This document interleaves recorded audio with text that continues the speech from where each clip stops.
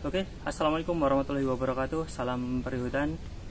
Jumpa lagi sama aku, Bobby Purnomo di channel Galeri Anggrekku. Kita ngelanjutin yang video sebelumnya ya. Video sebelumnya kemarin udah bahas satu hama yang sering muncul ketika musim hujan. Nah, ini ada hama yang lain. Tentu hama kan banyak ya. Yang kemarin kita bahas satu hama yaitu ulet. Sekarang kita bahas satu hama lagi yang menjijikkan, siput atau keong atau biasa disebut hewan moluska. Nah, keluarga siput ini juga ya itu tadi ya, menjijikkan.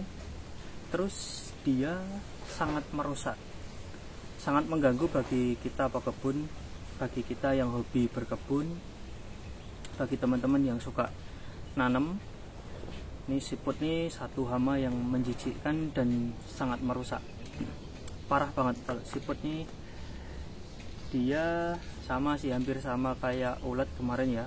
Semua bagian tanaman itu dirusak, mulai dari akar, batang, daun, tunas-tunas baru, semua dirusak. Banyak ya, ini sama kayak ulet kemarin, banyak pertanda atau ciri-ciri serangan siput. Kalau misalkan kita nggak pernah lihat wujudnya siput ini, tapi kita melihat tanaman kita rusak, sama seperti serangan ulet kemarin itu, kita bisa kenali dari rusaknya tanaman ini. Misalkan jika daunnya dimakan siput, jika daun dimakan siput itu biasanya nggak akan habis. Kalau ulet itu kan akan kepotong, dia dikerat ya, jelas di kerat gitu. Nah, kalau siput ini cuman seperti dihisap perlahan-lahan, jadi dia dimakan permukaannya, biasanya dimakan permukaannya aja, atau kalau bisa kemakan semua bagian. Jadi misal daun bisa kemakan atas bawah, itu akan dimakan pelan-pelan.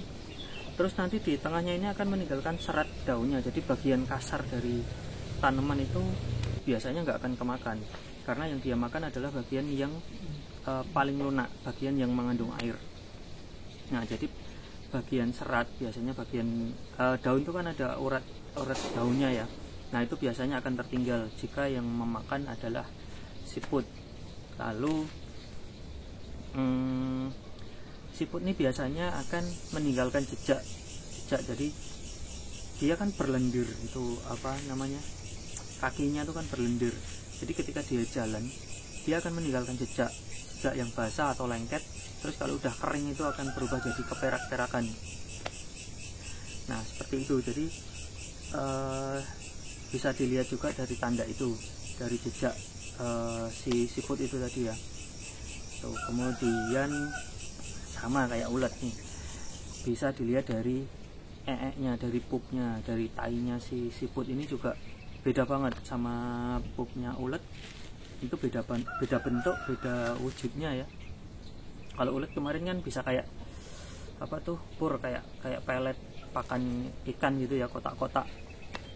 Sedangkan kalau siput ini biasanya dia akan berbentuk panjang, lalu apa ya, kayak apa sih, jadi kayak candi kayak candi gumpal, dia akan panjang gumpal gitu. Nah, itu tainya si siput ya, jadi bisa dikenali dari situ juga. Ada ya, cukup bisa kita lihat dari gejala-gejalanya, dari tanaman yang rusak itu seperti apa. Kita bisa lihat ini rusaknya karena siput, ini karena ulet, itu bisa ya, itu bisa. Jadi bisa kita lihat dari hal-hal yang nampak di tanaman atau di sekitar tanaman yang ditinggalkan sama si siput tadi. Macam-macam, dan siputnya juga banyak macamnya ya, yang gede, yang biasa, yang lorek-lorek itu yang sering ada. Terus kalau siput yang gede-gede masih lumayan ya, siang malam bisa kita cari karena dia kelihatan cangkangnya gede banget. Yang susah itu kalau siput yang tanpa cangkang, yang cuman kecil aja, cuman sejempol gini, nggak ada cangkangnya. dia bisa ngumpet di mana aja, termasuk di dalam media si anggrek itu sendiri. Nah makanya banyak akarnya juga rusak karena dia ngumpetnya juga di sana, ngumpetnya juga di dalam pot, di dalam medianya si anggrek tadi ya. Jadi akarnya biasanya rusak. Nah tiba-tiba nanti biasanya tuh kalau akar udah rusak, tanaman pelan-pelan jadi kuning karena nggak bisa nyerap nutrisi, sedang akar barunya lambat tumbuh. Makanya tanamannya jadi layu perlahan-lahan, dan kalau nggak beruntung sakit di bagian akar ini nanti akan jadi serangan bakteri atau jamur ya. Yang paling parah itu kalau kemudian numbuh jadi fusarium atau layu batang disebabkan serangan jamur. Itu cukup berbahaya. Biasanya lewat langsung tanamannya kalau udah kena fusarium. Jadi hati-hati banget kalau pas musim hujan kayak gini ada siput, segera dibasmi ya, segera diatasi. Oke, kita iklan dulu sebentar ya. Saya punya produk anggrek-anggrek kayak ginian, dendrobium ya. Dendrobium bunga-bunga melintir, dari yang seedling sampai dewasa ada. Murah-murah aja, kita murah-murah aja jual. Ini bulan-bulan ini kita banyak jual murah ya. Oke, untuk yang remaja-remaja kayak gini, remajaan ya, kita jual di harga 50 ribuan. Ini yang remaja-remaja kita jual di harga 50 ribu saja. Kita ada lumayan cukup banyak ID-nya. Dendro remaja bunga melintir, silangan-silangan baru, harga 50 ribuan saja. Lalu ada seedling. Untuk seedling kita jual lebih murah lagi ya. Untuk seedlingnya kita jual di harga 17.500 per potnya. Nah, boleh ditanyakan nanti via WA ke admin ya. Seedlingnya ada, remaja ada, lalu yang dewasa juga ada. Yang dewasaan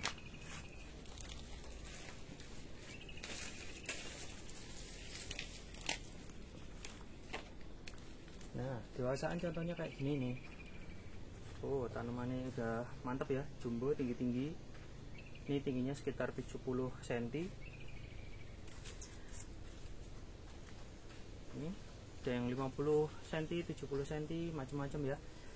Untuk yang dewasaan kita jual di harga 125.000 saja.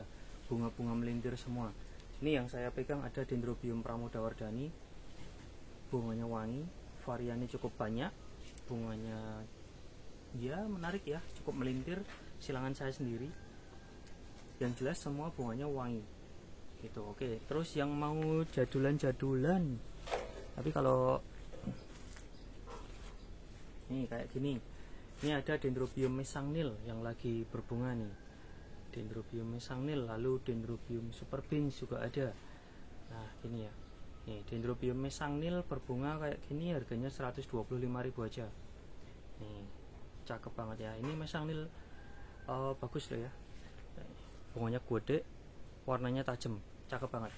Oke, nanti kalau ada yang mau langsung WA aja ke admin, nomornya ada di bawah sini. Langsung WA ke admin, mau di-spillkan yang apa, kita coba redikan. Ada yang seedling, remaja, dewasa, lalu yang jadulan-jadulan kayak gini kita lengkapi ya, kita lengkapi, kita usahakan selalu ada. Yang anggrek spesies juga ada. Nanti pokoknya langsung WA admin aja, mau di-spillkan apa, kita usahakan secepatnya langsung dijawab, langsung di-spillkan.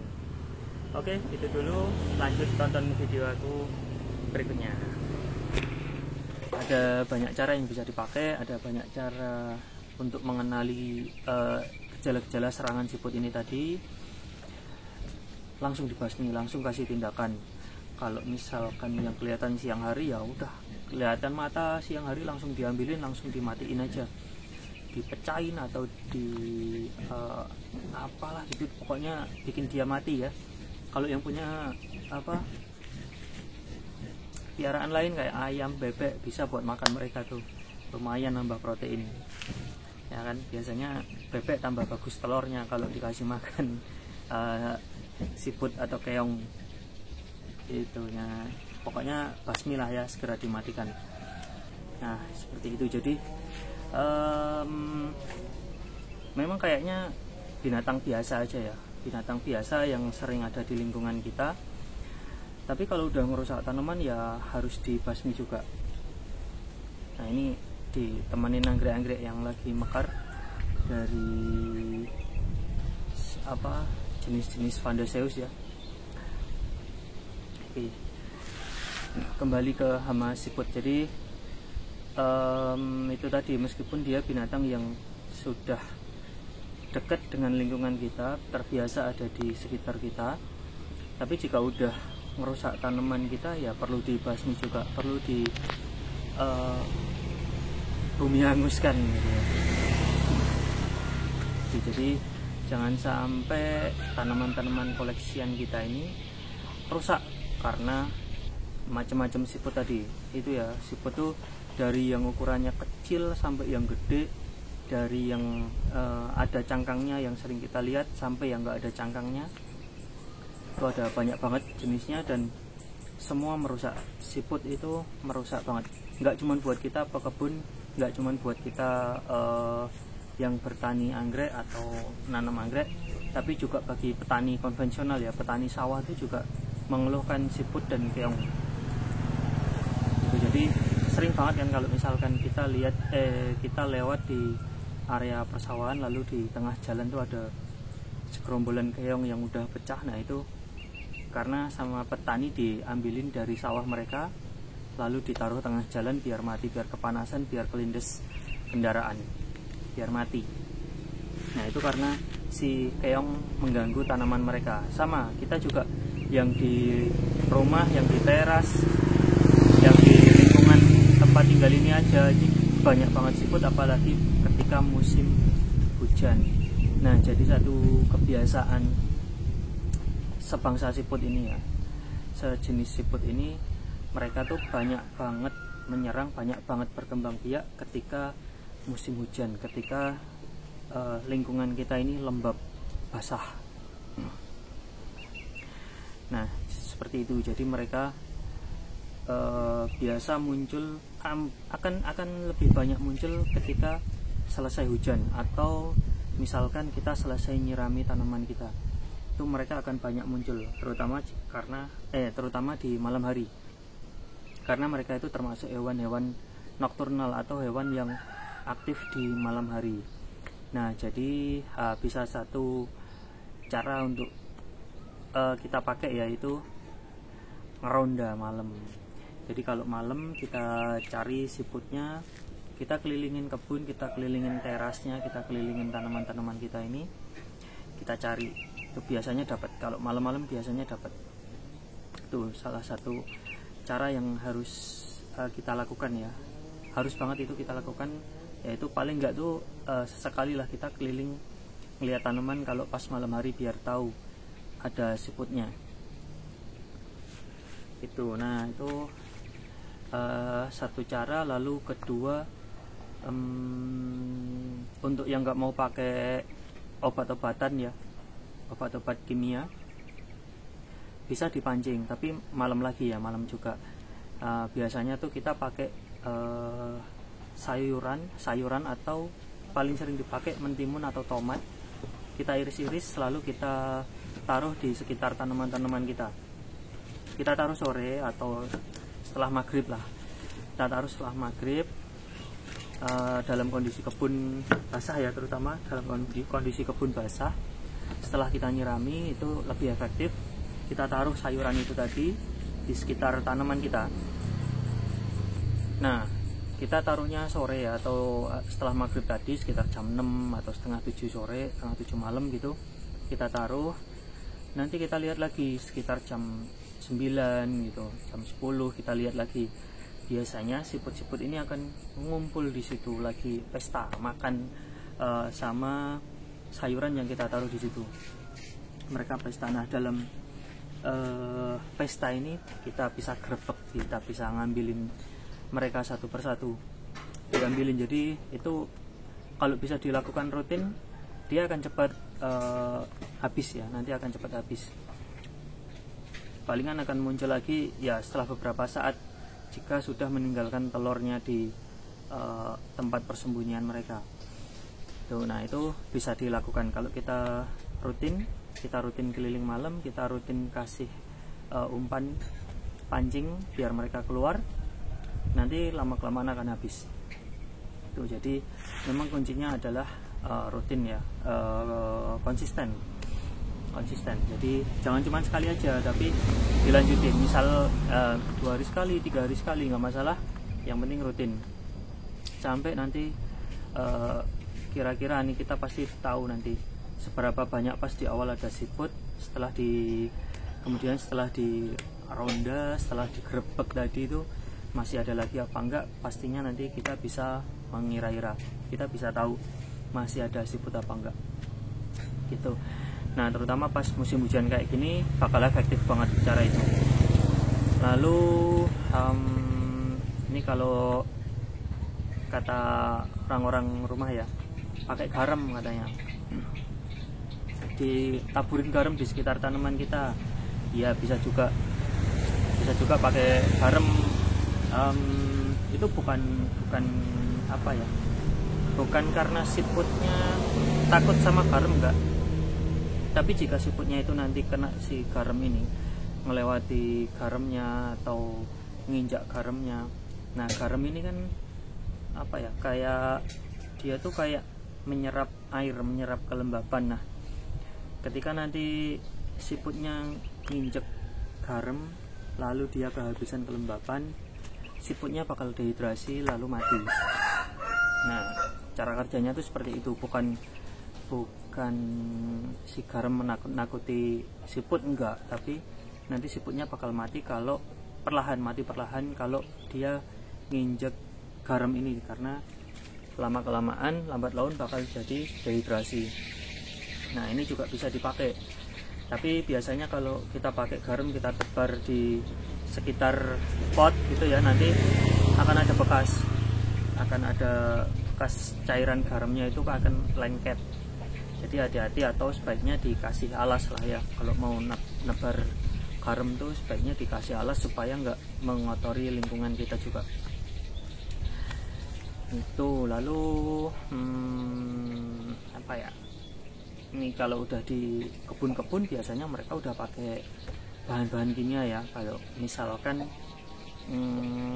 satu merek yang sering dipakai yaitu Sipotok atau Toksiput. Nah itu bisa juga untuk membasmi siput-siput ini. Ada banyak banget. Ada merek-merek lain ada, cuman yang familiar yang sering dipakai ya merek itu tadi. Saya nggak di endorse ya, saya nggak ngiklan, cuman ngasih contoh aja. Kalau bahan aktifnya aku nggak hafal, aku belum hafal apa, makanya aku sebut merek aja satu buat contoh. Itu tadi bisa dipakai, itu juga caranya hampir sama kayak garam tadi, ditaburin di sekitar tanaman kita. Nanti siputnya ngelewatin itu atau mungkin memakannya, aku kurang tahu ya, aku nggak pernah pakai sih, Nah itu nanti dia bakal mati seperti itu. Jadi siput tuh mengganggu banget, harus segera dibasmi itu. Oke lah, gitu aja video kali ini. Satu hama lagi di musim hujan yaitu siput.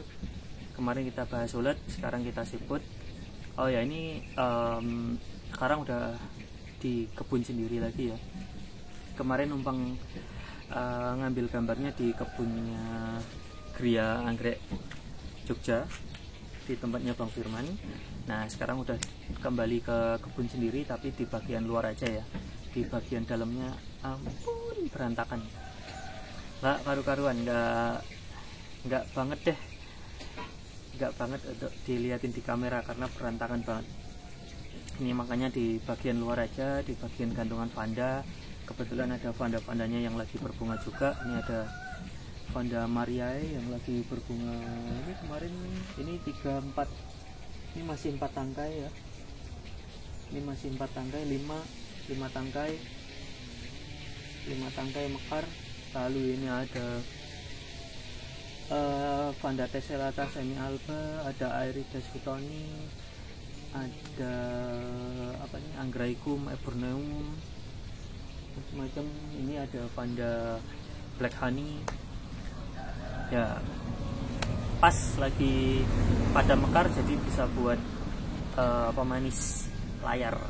Oke, udah gitu aja video kali ini.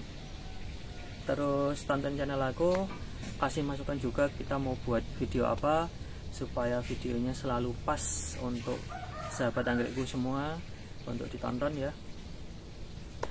Jangan di skip, jangan dipotong-potong videonya.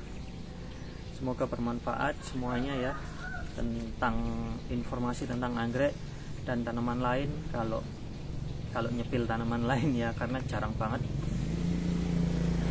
ya. Oke, itu dulu, sampai jumpa di video aku berikutnya. Tetap semangat nanam anggrek terus, nambah koleksi terus, makin banyak koleksinya makin cakep rumahnya. Wassalamualaikum warahmatullahi wabarakatuh. Salam perwudan.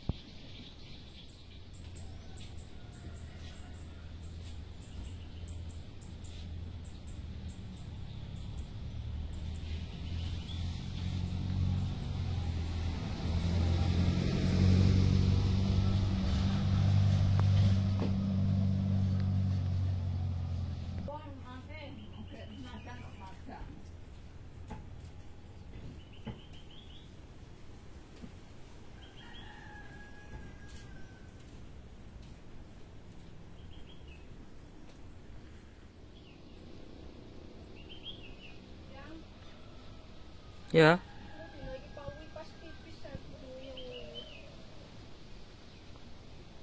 Tapi nggak sakit toh? Nggak sakit tapi. Apa-apa? Apa-apa.